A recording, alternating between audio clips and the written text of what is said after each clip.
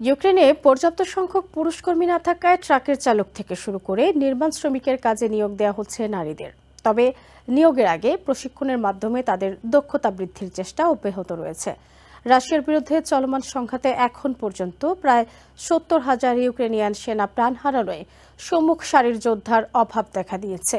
অন্যদিকে এই ঘাটতি মেটাতে গিয়ে অন্যান্য খাতের সাধারণ কর্মীদের যুদ্ধের প্রশিক্ষণের আওতায় নিয়ে আসায় সংকট দেখা দিয়েছে দক্ষ জনশক্তির ক্ষেত্রেও। ২০২২ সালের ফেব্রুয়ারিতে রাশিয়ার আগ্রাসন শুরুর পর থেকে ইউক্রেনের ১/৪ বেশি সাধারণ কর্মী চাকরি ছেড়ে যুদ্ধক্ষেত্রে যোগ দিয়েছে বলে জানিয়েছে দেশটির কেন্দ্রীয় ব্যাংক। এত বিশাল কর্মী সংকটের মধ্যে অর্থনীতি রক্ষায় এগিয়ে এসেছেন কিয়েভের ওলগা মিসচেঙ্কোর মতো নারীরা।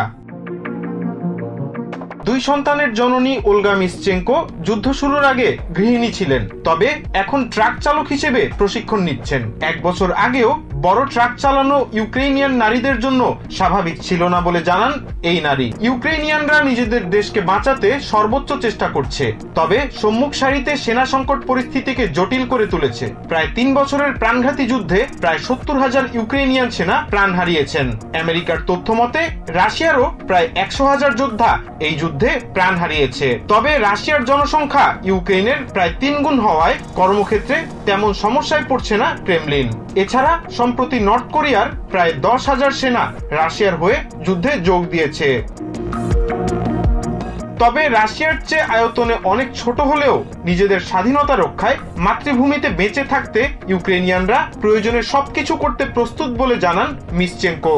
চলমান সংঘাতে রাশিয়াকে মোকাবিলায় পর্যাপ্ত সেনার ব্যবস্থা করার পাশাপাশি অভ্যন্তরীণ বিভিন্ন খাতে দক্ষ কর্মী নিয়োগ দেয়া সময়ের সাথে সাথে জেলেনস্কি প্রশাসনের জন্য কঠিন হয়ে উঠছে। আশিকুল মাওলা আদর, TVN 24 news desk. New York থেকে সম্প্রচারিত টিভিএন 24 টেলিভিশন বিশ্বজুড়ে বাঙালির কণ্ঠস্বর।